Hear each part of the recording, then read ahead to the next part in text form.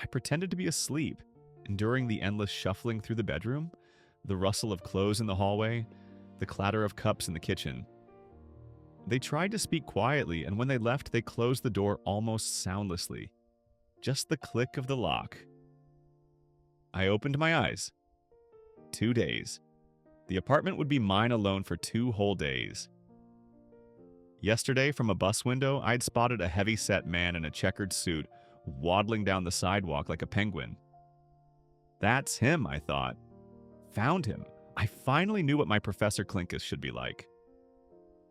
I turned on the computer and deleted everything from the moment the skinny version appeared. Then I started writing again. Fast, focused, like a hunting dog that's caught the scent. I was finishing the 4th page when my phone rang. The screen read, Dennis. Hee, Diana sang. I winced. Hi, I'm planning to work today, so I'm just in shock, she announced, waiting for me to ask why. I didn't. I set the phone down and lit a cigarette. Lately, I'd stopped thinking about Diana altogether. Now, I was thinking about Professor Clinkus. Tapping Ash, I picked up the phone again. No, I was just in total shock, came her voice. Where? I asked. Where Salinger is, Diana squealed. At first, I couldn't believe it. Everything will be fine. Okay, bye. I cut her off and hung up. Behind the wall, someone was playing the violin, monotonous and off-key. Nothing is more grating than the sound of a violin played by a talentless person. I sat with my eyes closed, trying to recapture the surge of energy I'd felt that morning. Instead, I felt hunger. I went to the kitchen and ate ravenously, standing before the open refrigerator, grabbing slices of cheese and ham. I was snorting and laughing. I was Professor Clinkus right now. He had terrible manners. Then the doorbell rang. Damn! Filling with rage, I opened the door. A short, stout man broke into a wide smile. Hello, does Arthur Morrison live here? The stranger asked.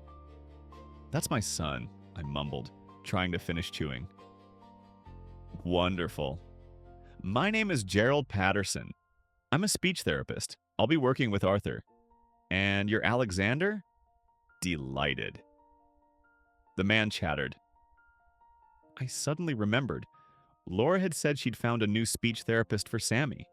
A great specialist, works wonders. But I'd been thinking about my novel and had let it all go in one ear and out the other. Yes, but Sammy's not here today. They all went to the cottage, I said, rejoicing. I even threw open the door to my son's room. See? He's not here. Sitting at the computer in headphones was my 13-year-old son, Sammy, bobbing his head to music. He suddenly turned, startled, and yanked off his headphones. I almost groaned in frustration. When I'm working, I don't notice either. Who came? Who left? The speech therapist said calmly.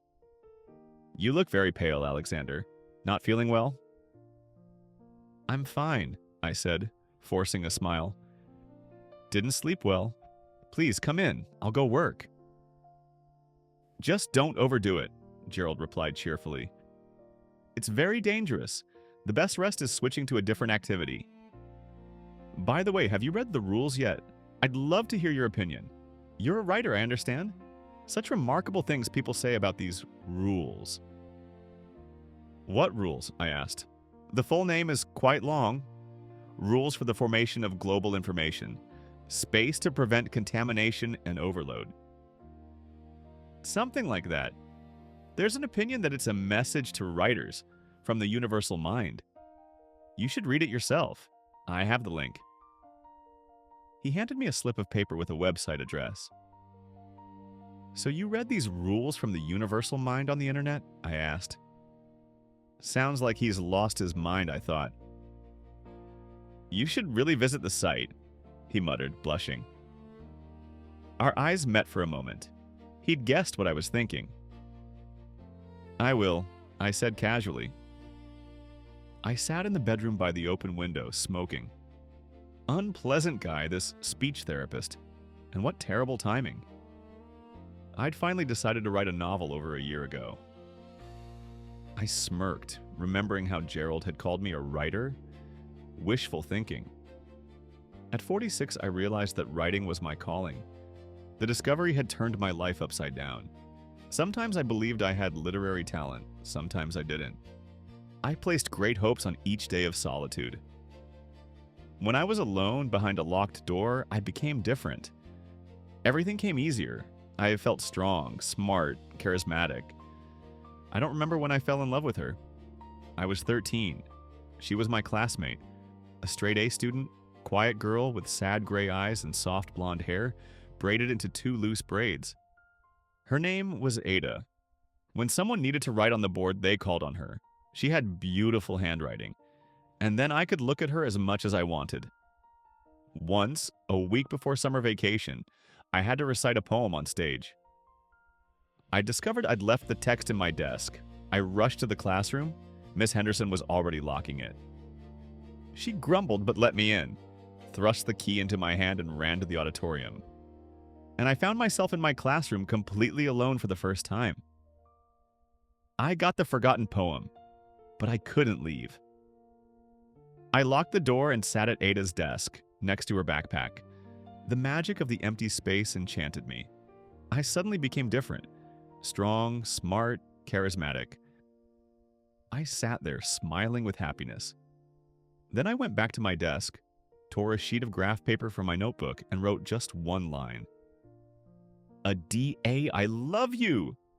I folded the paper and stuffed it into Ada's backpack. That was on Friday. On Saturday, I got sick and wasn't in school until the end of vacation. When school started again after summer, I learned that Ada wasn't in our class anymore. She'd moved to another district. I never saw her again. And then I gradually forgot that I knew how to be different. I finished my cigarette and decided to visit the site Gerald had mentioned. I typed in the address. The site demanded I register. In the occupation field, after hesitating, I typed writer. Finally, the site let me in. A message appeared. Please make sure there are no hard or sharp objects around you and close your eyes. Go to hell, I thought, and removing my glasses, rubbed my eyes with my palms. A strange silence hung in the air. I took my hands from my face and saw that I was standing in the middle of a vast hall that looked like a train station. Along one wall was a row of semicircular windows like ticket booths, and people crowded around each one. Several people stood with bewildered expressions looking around. A man in pajamas brushed past me. Behind him shuffled a woman in a bathrobe.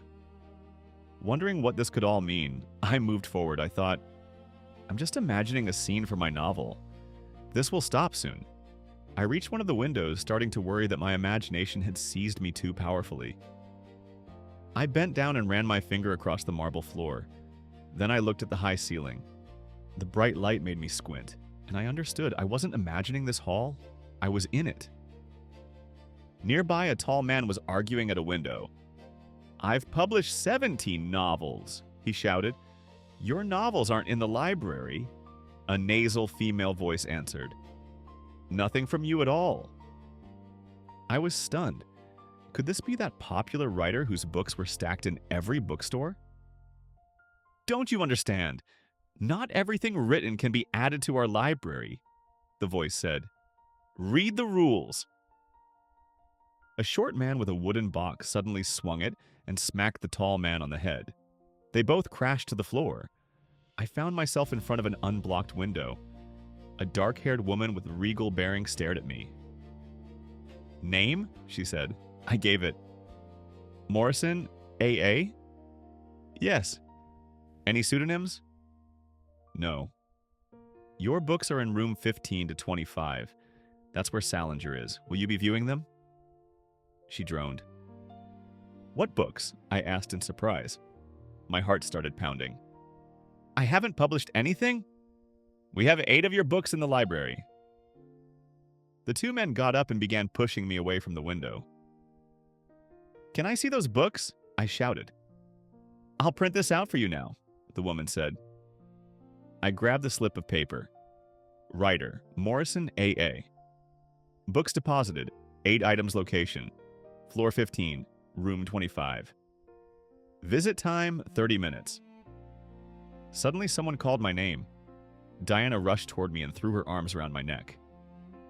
You came again? She whispered, beaming. Why again?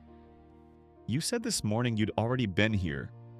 Where Salinger is. Listen, I said, I'm not quite myself today. Where are we?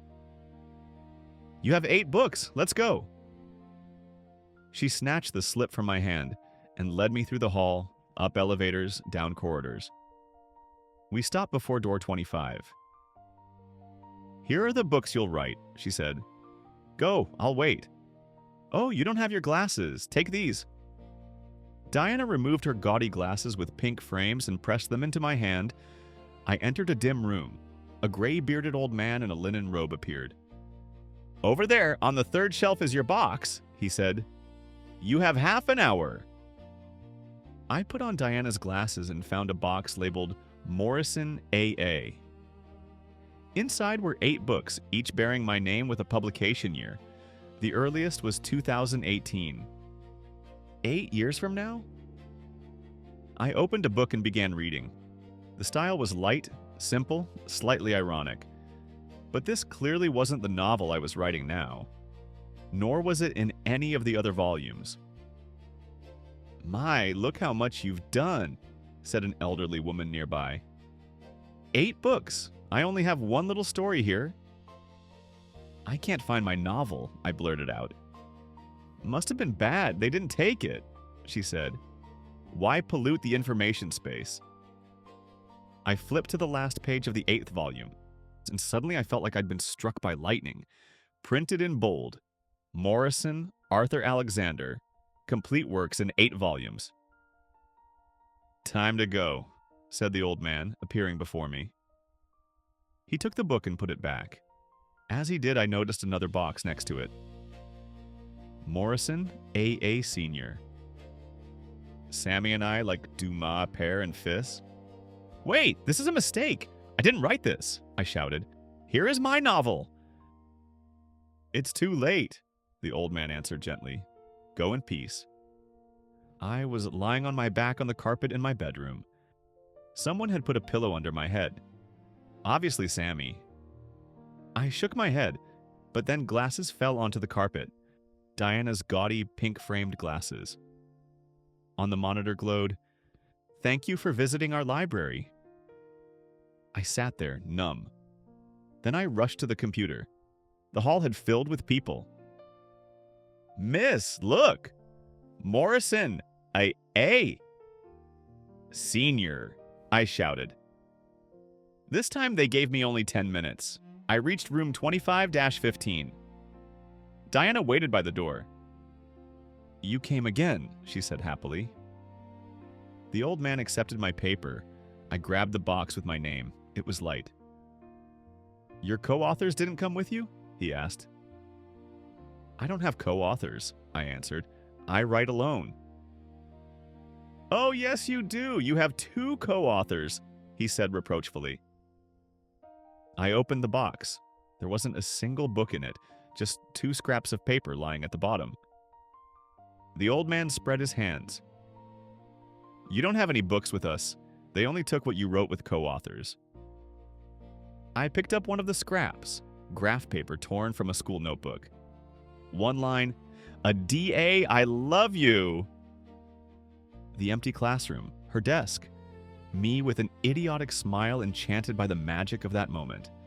And suddenly I noticed at the bottom 3 words in beautiful handwriting. I know, Alex!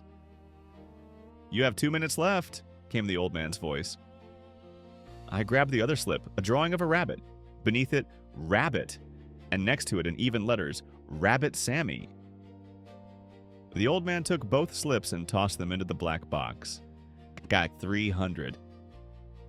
I was lying on the carpet again. Getting up with difficulty, I sat at the computer and read my unfinished novel. Then I deleted all the text. I had no literary talent, never did. Gerald and Sammy were sitting in his room. Seeing me, Gerald fell silent and Sammy stopped laughing, though he still looked cheerful. I hadn't seen him like that in a long time. So what about the rules? Gerald asked, eyes shining. I think I understood anyway, I answered, and turned to Sammy. Did I ever draw rabbits for you? Yeah, it's hanging right there. Yeah, you were teaching me letters? Sammy said, pointing to a drawing on the wall. I recognized it. It had been in the black box. What a funny rabbit! Gerald exclaimed and laughed. Sammy smiled, then burst out laughing. They infected me with their mirth, and suddenly I laughed too. We laughed so hard my jaw ached. I hadn't laughed in so long. Arthur gave me his stories to read. Oh, how well written, Gerald said. You know, he could become quite a good writer. He probably takes after you. How wonderful. There'll be Morrison Sr. and Morrison Jr. Gerald clapped his hands. Even better, take a pseudonym, so people don't confuse the two Morrisons. Why? I asked. Would that change anything? It could change the number of boxes. Up there, he answered, pointing upward. And help you completely unscrunch yourself, Sammy whispered. I suddenly understood that my son had become completely grown up.